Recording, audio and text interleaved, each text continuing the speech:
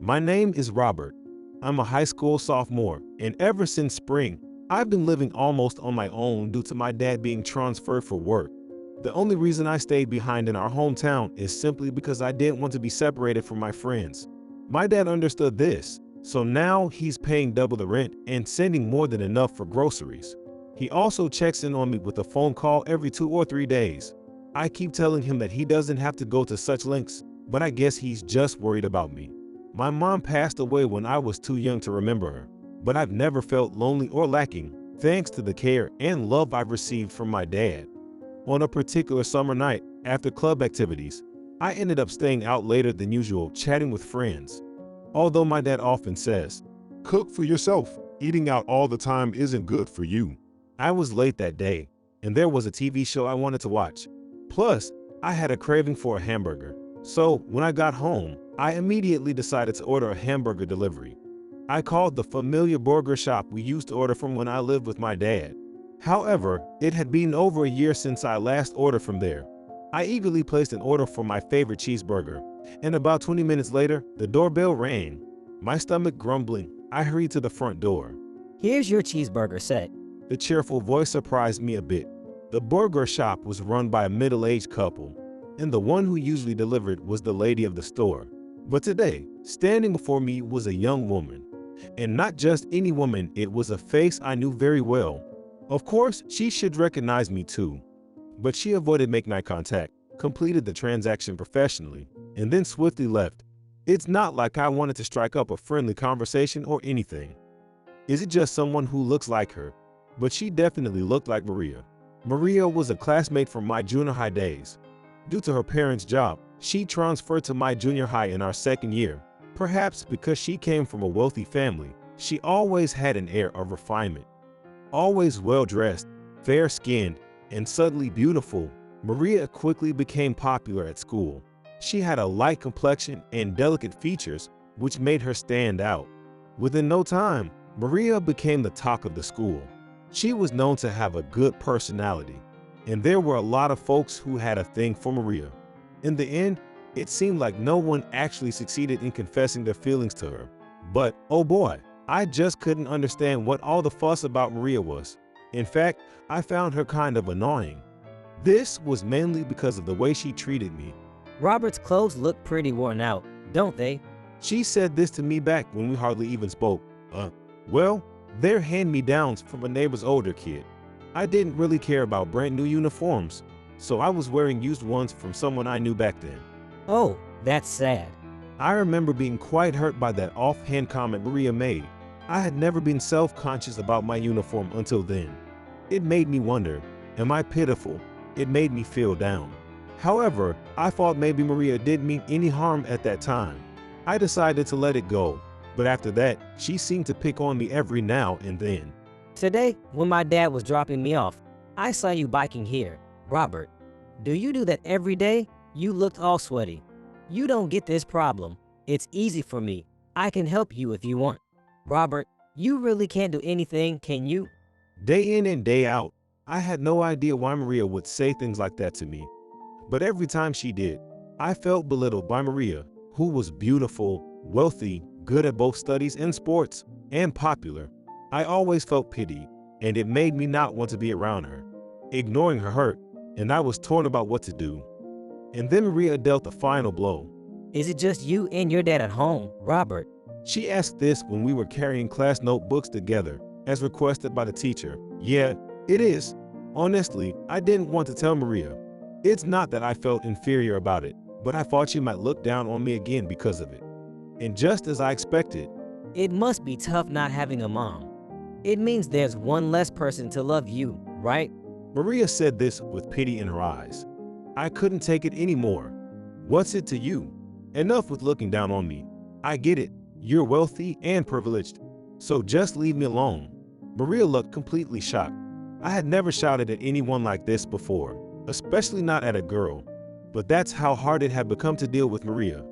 After that day, Maria stopped speaking to me. When we moved up to the 3rd grade, our classes changed and we got separated.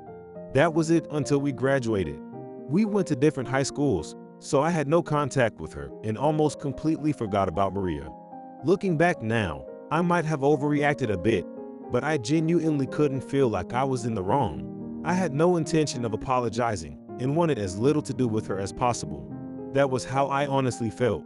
The next day, which was a Friday and with no club activity scheduled for the following day, two of my friends came over to my place.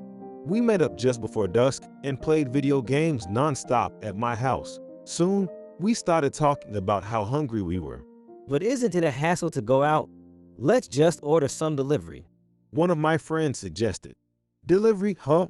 With yesterday's encounter with Maria still on my mind, I wanted to avoid burgers. I showed my friends some old takeout menus I had. Don't burgers sound good? Much to my chagrin, both of my friends seemed to be in the mood for burgers. There weren't any other burger places that delivered to my house, so I reluctantly called the same place as yesterday. Fortunately, the usual friendly lady answered, and I confidently ordered burgers for the three of us. 20 minutes later, ding dong, the doorbell rang, and the three of us headed to the front door. And sure enough, when I opened the door, it was Maria. Here's your burger delivery. She seemed even less energetic than yesterday. Thanks. Feeling a bit awkward, I tersely thanked her and took the bags of burgers from her. But then, from behind me, one of my friends nudged me and said, Why are you being so cold? He then started chatting with Maria. Sorry about him being so standoffish. Wasn't it heavy carrying 3 burgers by yourself? Maria, still as beautiful as she was in middle school, wore the same black t-shirt from the burger place. Her beauty was unmistakable even with her hair tied back in a simple ponytail. That's probably why my two friends were eagerly engaging her. Yes, I'm fine. She responded. After saying just that and collecting the money, Maria quickly left, much like she did yesterday. She seems kinda cool, huh? If a cute girl like that is delivering, I'd order burgers every day. Listening to their playful banter, I was about to close the door when I noticed a pink keychain on the ground. Clearly feminine, and since I had no other ideas of whose it could be, I assumed it was Maria's. Maria, I called out to stop her, but she didn't hear and boarded the elevator, heading down. Huh, you know her. Ignoring my surprised friends, I decided to chase her down to return the keychain. From the 5th floor, I dashed down the stairs to catch up with the elevator. Maria, as I reached the elevator hall, Maria was just stepping out of it. Seeing me out of breath, Maria turned around with a surprised look on her face. Did you drop this? I held out the keychain, and she looked startled, simply saying, Thank you. Then she ran off. It was definitely Maria. But something felt off to me. She seemed to lack the brightness she had back in the day. She seemed more dimmed, almost as if she was skittish or afraid of something. Well, it was the first time we spoke since I had lashed out and rejected her, so maybe her attitude was understandable. That's what I thought at the time. However, that unsettling feeling continued to grow more pronounced. The next day was another day off, and the two friends who had made themselves at home at my place had taken the liberty to order from the same burger place again. Moreover, knowing that Maria and I were acquaintances, and perhaps trying to play matchmaker, they conveniently went to the convenience store just when the burger delivery was due. So, when Maria came with the delivery, it ended up being just the two of us. Sorry for ordering every day. Given the teasing atmosphere, I decided to apologize right off the bat. No worries. Maria responded, as always, sticking strictly to business. It should have been fine, but I couldn't stand the silence and blurted out, Why are you working part-time? Wasn't your family wealthy? I hadn't meant anything deep by it, but her face seemed to cloud over even more. Thinking she might have taken it as sarcasm, I started to feel a tad guilty. After all, she'd given me a hard time during middle school. But as I was mulling over this, There's been some stuff. she responded vaguely and left quickly, as she always did, seeming even more downcast. The self-assured demeanor she had in middle school seemed completely gone. In fact, it wasn't just her aura. Her hands and feet looked incredibly slender, almost fragile. I felt like she had always been somewhat thin, but her lack of energy combined with her appearance made me increasingly concerned. The next day, still bothered by Maria's demeanor, I once again ordered a burger. I chuckled to myself, thinking that if my dad found out I was eating burgers on consecutive days, he'd probably scold me. However, I was determined to ask Maria if something was wrong the next time I saw her. The more I remembered our time in middle school, the more certain I became that something was definitely amiss with her. But the one who showed up that day was the usual lady, not Maria. "Where's Maria?" Without thinking, the question slipped out of my mouth, to which the lady replied, Maria, she said she wasn't feeling well and took the day off. Maybe because she recognized me or knew that we were classmates, the lady generously shared more about Maria. She had started working this spring, seemed to be struggling financially, was juggling another job at a convenience store, and rarely smiled. She never talked about friends or family. You're an old classmate, so maybe she has things she could share with you. Please look out for her. She said, placing the burgers down and leaving. Look out for her. Even if I wanted to, I didn't have her contact details. The only connection we had was through these deliveries. Everything I learned from the lady painted a picture of a Maria I didn't recognize.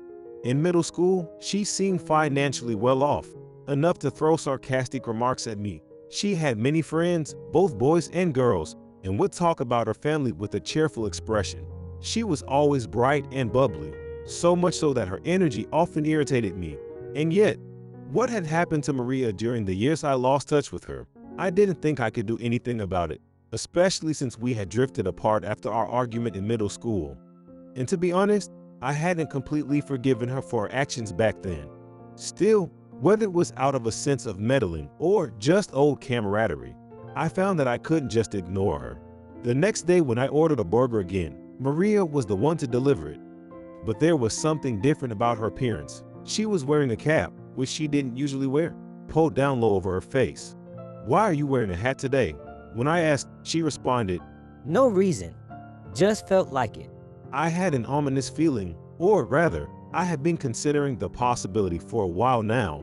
On impulse, I pulled off Maria's cap to find a large bruise on the upper right side of her forehead. What happened? Even though I had somewhat expected it, seeing the actual bruise took me by surprise. It's nothing. I just fell. It sounded like the typical line you'd hear in dramas or manga. Did someone do this to you? Like someone at home. It might have been too intrusive, but I felt that if no one stepped in, Maria might end up trapped in her situation. If I was wrong, I'd apologize. That was my mindset when I asked. And then tears welled up in Maria's eyes, spilling onto the ground. She whispered, Help me. After that, I invited her inside and listened to her story. Turns out, Maria's parents had remarried when she was in elementary school.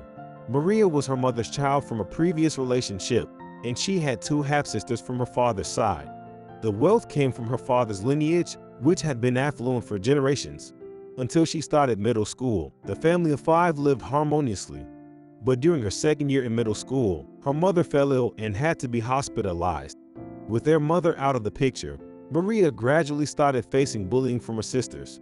Shortly after she started high school, her mother passed away.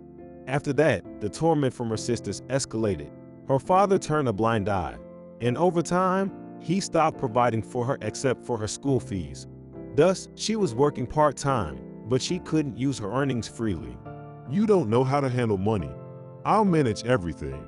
Her father would say, concocting some reason to take all of her salary. She wasn't given proper meals, so she got by with meals from the burger shop and discarded items from the convenience store.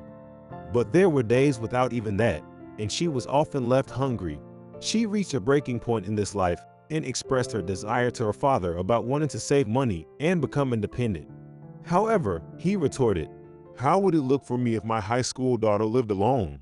Are you trying to shame me? He grew furious and recently started resorting to physical violence. Hearing about the severity of Maria's situation, which was even worse than I had imagined, left me speechless. But after hearing her story, I couldn't just stand by and do nothing. Yet, being minors, we couldn't act recklessly and hope it would benefit Maria. I had Maria go back to her job for the time being, and I decided to consult with my father on the best course of action. As a result, Maria and I went to the police station together. We explained the situation, and they decided to have the appropriate agencies investigate her case. After the abuse was confirmed, Maria was placed in a care facility. Until her entry into the facility, the kind couple from the burger joint, who had learned of her situation, took her in.